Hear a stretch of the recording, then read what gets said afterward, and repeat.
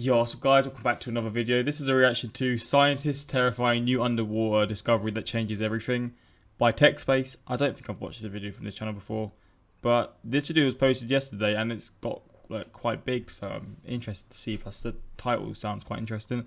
I'm very hungover recording this and I've got to record a good at least 8-9 videos today, so I'm on the ropes, I'm not gonna lie. But we got to get through, we got to persevere.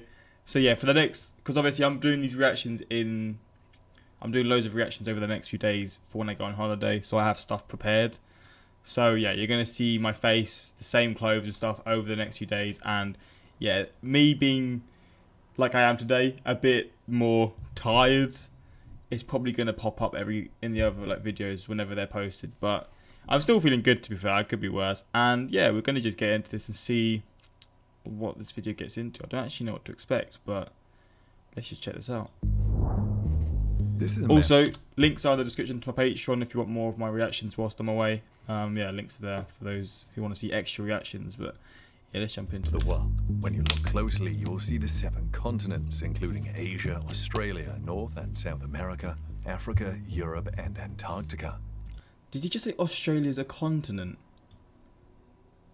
Bro. However, this wasn't always the case. About 300 million years ago, Earth didn't have 7 continents. Instead, it had Pangaea, a sizable supercontinent which was encircled by Panthalassa, a single ocean. Up until about 200 million years ago, during the Triassic period, Pangaea was the only continent on Earth. Then it started to fragment.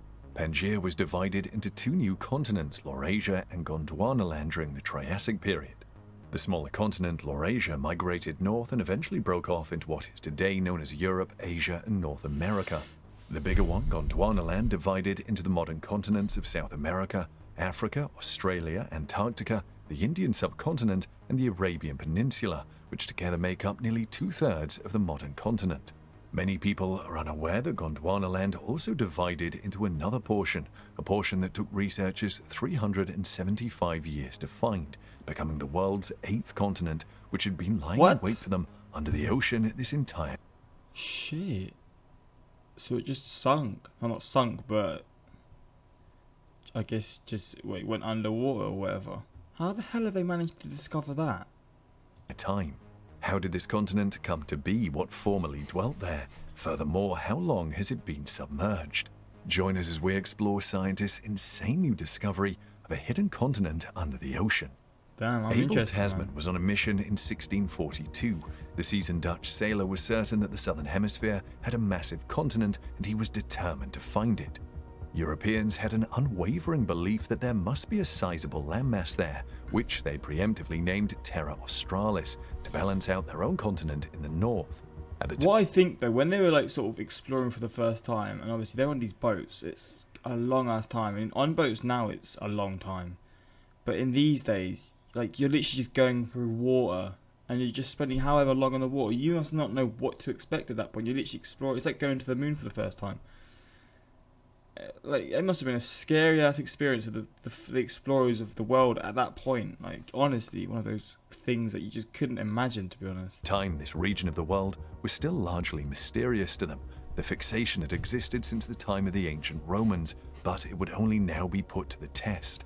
Tasman therefore departed from the Indonesian port of Jakarta on August 14th in 2 tiny ships and sailed west, south, then east, until arriving at the South Island of New Zealand. It was not a good start for him when he first met the Maori inhabitants, who were believed to have arrived in the area hundreds of years earlier. On day 2, some of them set out in a canoe and rammed a small boat that was carrying messages between the Dutch ships. Dead were 4 Europeans. The fate of the Europeans' targets is unknown after they fired a cannon at 11 additional canoes. And that was the end of his expedition. Tasman gave the tragic spot the ironic name Murderer's Bay and sailed home a few weeks later without having even set foot on this new continent. Although he thought he had found the big southern continent, it was obviously not the commercial nirvana he had envisioned. He never came back. Australia had already been discovered by this point, but the Europeans believed it was not the legendary continent they were looking for. When they changed their minds, it was later given the name Terra Australis. Tasman had no idea that he had been correct all along. There was a continent missing. When a team That's so weird how they just assumed that would be the case, because they wouldn't have actually known anything at that point. They just came to that conclusion. It's wild, man. So if this wasn't submerged, goddamn, New Zealand would be huge. Or there would probably just be multiple countries here, to be honest. That would be cool, man, because that would have made, like, flipping Oceania as a continent. Like, it would have made it a lot bigger. Obviously, I mean, I'm talking absolute nonsense. I mean, the more land, obviously, it makes it bigger, but a whole lot bigger. I don't know how this size would compare to Australia, but it would. It actually kind of looks like the UK. I've just clocked it. It'd be like the UK. I don't know, maybe not. But yeah, it's probably like 2/3 the size of Australia. God, I'm fucked. 2/3 the size of Australia. So I mean, yeah, it would have been interesting to see how the countries would have developed here. But God, I am finished, man. With geologists revealed the discovery of Zealandia, they made headlines. It is roughly 6 times the size of Madagascar and spans 1.89 million square miles, 4.9 million square kilometers. The team boldly declared that there are more than 7 continents, despite the fact that encyclopedias, maps, and search engines had long maintained that there are only 7. But as we can see now, there are actually 8 of them, and the newest one is the smallest, thinnest, and youngest in the entire world, shattering all previous records. Only a small number of islands, including New Zealand, protrude from the ocean's depths, making up 94% of it. All along, it had been hiding in plain sight. But that was only the start. The continent is still mysterious 5 years later, its secrets zealously guarded beneath 6,560 feet, 2 kilometers of water. One of the largest marine domains in the world was unleashed when the continent was ultimately revealed to the globe. In addition to New Zealand, the continent includes Lord Howe Island and Ball's Pyramid, 2 minor Australian territories, as well as the island of New Caledonia, a French colony. Oh my god, this looks crazy. It's like a mixture of Florida and like Hawaii together. This looks like the swamps, and this just looks like the beach. I mean, I guess I don't know why it's this color, but this place looks nuts. Noted for its stunning lagoons. One 18th century explorer claimed that the latter appeared not to be larger than a canoe. Zealandia was formerly a part of Gondwana, a supercontinent that once covered the entirety of the southern hemisphere and was formed around 550 million years ago. It was located in a corner on the eastern side, bordering a number of other countries, including the entirety of eastern Australia and half of West Antarctica. Then, some 105 million years ago, Zealandia began to be dragged apart, according to experts, due to a process that we still don't fully understand. In comparison to oceanic crust, which is typically around 10 kilometers thick, continental crust is often about 40 kilometers deep. The tension caused Zealandia to become so stretched that its crust is currently barely 20 kilometers, 12.4 miles deep. The wafer-thin continent eventually submerged under the water, though not quite to the level of regular oceanic crust. Geologists recognize Zealandia as a continent despite it being thin and submerged due to the kind of rocks that may be found there. But at the same time, why would they say it's a new continent? Surely it would just be part of Oceania at the end of the day. I mean, because all these little islands here are part of Oceania. I'm probably looking too much into it. But I mean, yeah, like you got Fiji, they're probably all this over this way, like they would be over here. Fiji, Tahiti, all these countries. But for some reason this would be another continent, I don't know, but still quite interesting that they consider it a continent, even though it's fully submerged and obviously no one lives there and there's no life there other than fish and stuff. But yeah, it's still interesting to just hear about these sorts of things. I never even knew about this place before, so I'm definitely learning about it. Granite, schist, and limestone are common examples of igneous, metamorphic, and sedimentary rocks found in the continental crust, whereas basalt is more frequently found on the ocean floor. But there are still a lot of uncertainties. The 8th continent is especially fascinating to geologists and somewhat perplexing due to its peculiar beginnings. For instance, it's still unclear how Zealandia, which is extremely thin, managed to maintain its integrity and avoid breaking up into many small microcontinents. Another unsolved question is when exactly Zealandia became submerged and whether dry land ever existed there. The ridges that are currently above sea level were created when the Australian and Pacific tectonic plates collided. What lived there becomes a question as a result of this. That? Gondwana itself was home to a diverse range of flora and fauna. including the first four-limbed land animals and later an abundance of the largest creatures to ever live, the titanosaurs. It also had a It was the start of the world we live in then. mild climate Okay. and a 39 million square mile, 101 million square kilometer range. Therefore, could their preserved remains be scattered across the rocks of Zealandia? The remains of several fossilized land animals were discovered in New Zealand in the 1990s, including the rib bone of a giant long-tailed, long-necked dinosaur, a sauropod, a beaky herbivorous dinosaur, a hypsilophodont, and an armed dinosaur, an ankylosaur. Fossilized land animals are uncommon in the southern hemisphere. Then, in 2006, some 500 miles, 800 kilometers east of the South Island, the footbone of a big predator, presumably a type of allosaur, was found.